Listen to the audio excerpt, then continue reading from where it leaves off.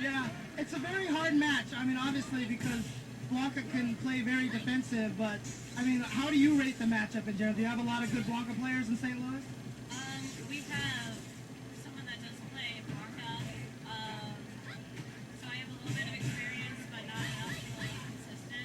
I don't feel consistent in my matchups. I don't feel consistent in a lot of matchups because I don't have the experience yet, but I'm going to keep on coming out to tournaments, and you're probably going to hear a lot about me. All right, sounds good. You heard it here. The hate storm is coming, she said. Thanks for checking in. All right, so that's Guilty from St. Louis there. So you don't have an official nickname or anything like that? It is Guilty. Okay, cool. Okay, cool. All right. Hopefully we'll be hearing a lot from you in future tournaments and such. She said, fuck what you heard, you were lied to. I like it. I like it. She said, fuck what you heard, you were lied to, and then she walked off. Gangster. Peace sign and everything. Dude. I heard Lakota was low tier, fuck what you heard, and then walked off. Peace sign. She's out. Nice. Awesome stuff there. All right. And back to the action. Lud's still very much in the lead in this probably first to 5 series. Yep. 4 wins in a row right now against Choco. Oh, yeah, well, she's getting blown up right now, but nobody's willing to step in and take her off, just letting her flow. That's cool. Everyone wants to see Choco play right now. Let her learn a matchup. She's our guest. Yeah, I mean, how often are people going to get to see Choco Blanka on an American stream, right? Yeah, I mean, that's how it is. You know, you want to see the player that's visiting play some games. Definitely. So. Hopefully later on we'll be able to get some Daigo and GamerB. Yeah, for sure. Starnab on here as well. So. Right. We should definitely get anyone. If you guys know anyone that's here in the building that's a top player, you should probably just text them. Be like, yo, go in on the stream. Someone blow this dude up. Right out here filming himself. Yeah, look at that. Don't let him do that. Good play from Lud there. And we're getting a lot of international players out here these days. Like they just announced that Sako is going to be at Southern California Regionals. Don't tell me. I know, man. We can't talk about that. You don't want me to blow my voice out. All right, Sako. My favorite. I guess that's my favorite player ever, man. You know, he's got one of the only players, if not the only player, that has a combo that only he can do. Hey, I can do that combo now. No, you can't. I can do that. How many hits can you do with that combo? Wait, which one are you talking about? The Sako Special. The Vampire Savior. Oh, okay. I'm taking it back, You're man. talking about Boletta there. Yeah. Hood. The Sako Special combo that literally only Sako can do. That is the pinnacle of execution. That is the man. He is a walking programmable controller. Yeah, he inspired me to play Vampire Savior because I said, I have good dexterity. I'm pretty sure that if there's a combo, I can do it at least once. Right. You know, maybe I won't get it every time, but, you know, I don't have the good clutch execution to get it repetitive. But I have good dexterity, I'll get it once. No. I got that thing that makes 5 hits. Sako Special was like the dash jab, something in the gun. It's a ground loop with a dash jab, and sometimes Sako can freestyle. He'll throw in a dash strong. It's like 2-frame loops at 2-frame links and 1-frame links, but it's more than just one motion. It's like El Fuerte times 10, man. It's crazy. Right. I mean, I wanted him to play El Fuerte just to see how strong that he would be with the character, but I bet he tried One Stop Fierce, and it was like cake to him. Yeah, he was like, man, I can do this with my eyes closed, backwards, in my sleep, forget this.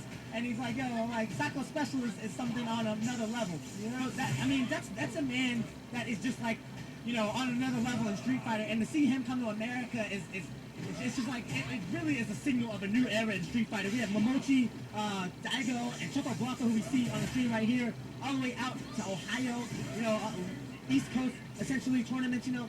Before, we would only have Japanese players of international caliber coming out to the West Coast, but now Street Fighter is expanding so much, man. It's crazy to be right here, Seasons Beatings, Momos 2, out in Columbus, Ohio, man. We're packed.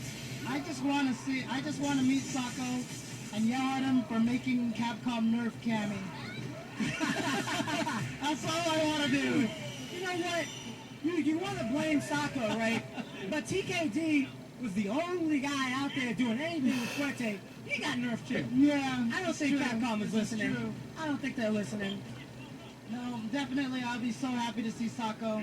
You know, I don't want to go all fanboy on him and be like, "Oh, you inspired my Cammy." Yeah. But still, at the same time, you know, that puts a lot of pressure on me. Now I feel like I have to do well with Cammy. You do, know? dude. I have to impress him. You know? yeah, man. I have to Once you already got a name, man, he can't be like, oh, that's James Chen? Oh, he sucks. Yeah, no, but he is going to. He's going to see me and he's going to be like, "What the hell? This is a good Cammy in America. This is shit, you know, he sucks." So I'm gonna be done, dude. We got some time left. Step it up, step it up. Oh man. Now we still have Choco Blanka on player 2 side. Yep. Getting some casual games in against DMG's led Chun Li, making a very, very easy work of her. He's 5 games up right now, and I think she has none, but great practice, and nobody's looking to step in. It's open cabinet, it's casuals right now, but we will be getting team tournament action started a little bit later. And we're just getting things rolling here. Seasons Beatings Redemption, Columbus, Ohio at Momos 2. Probably looking at an over 300-man tournament, Street Fighter 4. And like we said, we've got international representation. Gamer B has been...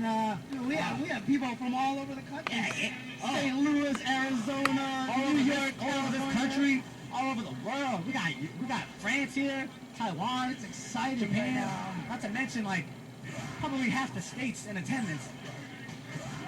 This is what we call a classic style major, you know, like Yeah. it's very, very grassroots, right down in the core. You know, you see the organizers around every day.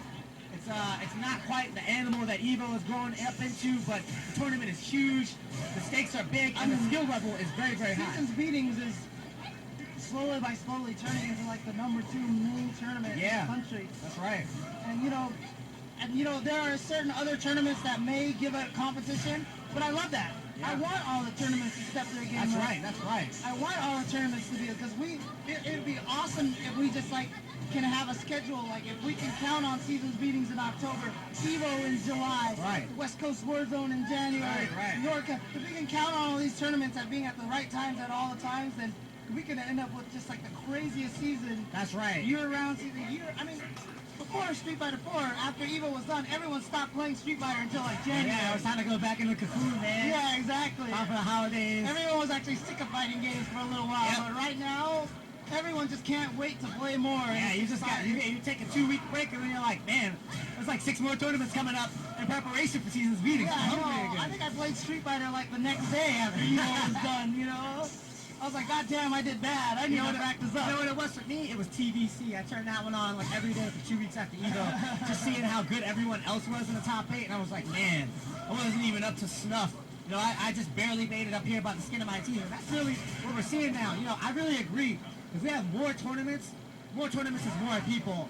And this is a slightly controversial topic going through the tournament scene nowadays, where tournaments are falling on the same or near dates. But you know, nowadays the scene is getting so huge, tournaments are getting to be so frequent, and you know, you get deals, you get all types of different things for having a tournament on one day and in one location that it's hard to avoid conflicts. But at the end of the day, more tournaments is going to bring out more people. It's better to have one 300-man tournament or two 200-man tournament, you know? Right, I think exactly. 400 men coming out to play Street Fighter at the end of the day is definitely a better thing. So, I agree. support your local tournament, have more tournaments if you can, and if you can make it out, and if you it's over, there's going to be a lot of crazy action in store for Seasons Beatings Redemption. Yeah, we got a lot of really cool events coming up.